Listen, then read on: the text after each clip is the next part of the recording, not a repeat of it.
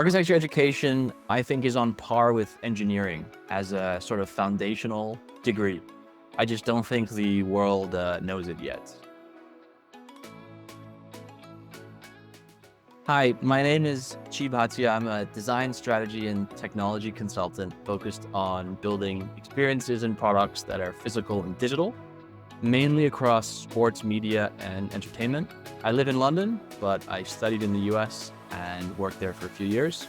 I'm an advisor at Out of Architecture. My main sort of areas of specialty for my clients are experience design and storytelling within architecture, engineering, and construction, strategy consulting, applying a commercial edge or mindset to design, and finally, technology. How do you enter tech? How do you work in tech? What does that look like? My background in architecture was with large corporate firms designing stadiums and arenas first, a lot of parametric work as well. That then was a bit of a hybrid design and strategy consulting. So we had a strategy department with our design studio. So I had a bit of a hybrid role. I then helped big IP properties, the owners, if you will, build environments from an ownership perspective, where the architecture department was sort of within the ownership group. So you were more owner focused. So you had to focus on the design, the technology, the operations, bit of everything. That then took me to trying to build a different set of skills and products. So I then worked for a B2B SaaS company. It was a strategy operations role, but I learned a lot about building a product, which was really useful. And since then, I've been doing some freelance consulting with sports stadiums, with architecture firms, with new technology as well. So very much in the mix of all those three things together. Architecture education, I think, is on par with engineering as a sort of foundational degree. I just don't think the world knows it yet. I was first a client, and I went through the process as a client with Jake and Aaron that I thought was very valuable at that stage of my professional career, when I was already sort of making a semi-pivot, and I already had some hybrid roles with architecture and something else in large corporate firms. And so I think when they reached out and they said the advisor network was growing and they were hiring advisors for the first time, it was a no-brainer for me, for obviously going through that perspective from the other side, but also seeing the value of what us as architects with an architecture degree can do in the wider workforce, from tech to real estate to strategy to data visualization. And so I've always been very curious about unique roles and the importance of talent in multidisciplinary teams. So wanted to help others that have been through the process or going through it like I did, as well as just curiosity of interdisciplinary skills that can be a real tool for problem solving. So I think there's three areas of my background and the people that I'd love to help as clients, as an advisor. One is obviously within architecture, engineering, construction from an experience design perspective. So that's, storytelling, merging technology into the built environment. That's audio, video, lighting, media, creative production, and also the innovation for technology within real estate. That can be everything from design to delivery and content operations, which I think is a growing need in our built environment. The second is the brand or IP side, whether that's freelance or within an ownership group. So that's, how do you extend architectural typology or the learning you have into other fields? So you design a lot of hotels. How do you go work for your client and understand what roles could be powerful and what's enjoyable for you? And the last one is tech. I had a sort of operations role within a SaaS company, understood the product workflow across different departments. Whether that's an AEC tech product or not, doesn't really matter.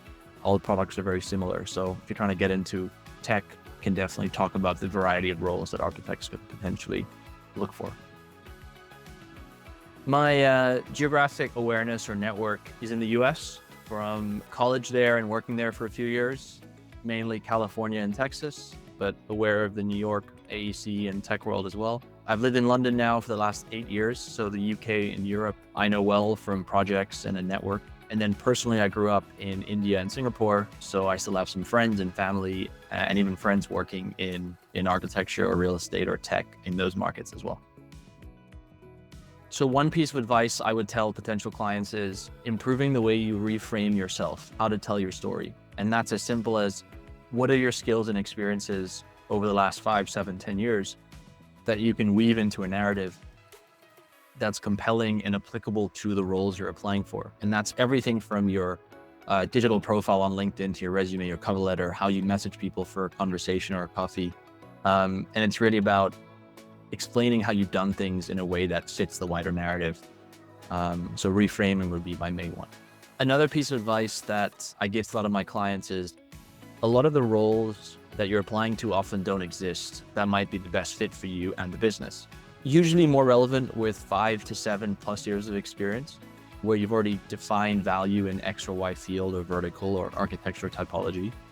And how do you then talk to a company, a person, and curate a role that suits the business and yourself?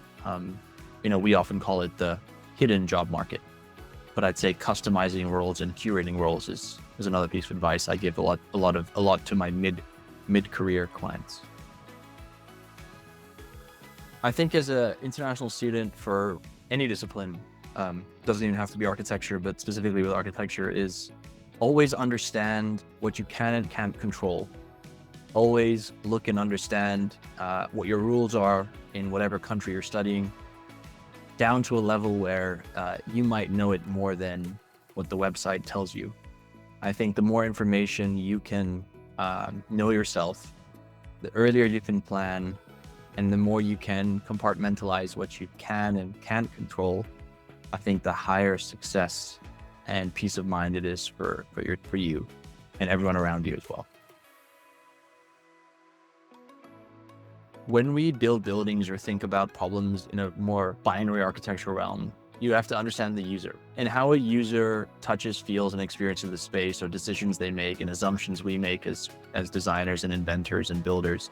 That same approach of understanding your user is even more applicable to tech. In fact, they do it way better than I feel like architecture firms do in terms of designing for the user and using the user research to build an experience map and a journey map that the product then sits alongside and has incremental or major touch points to improve problems that exist.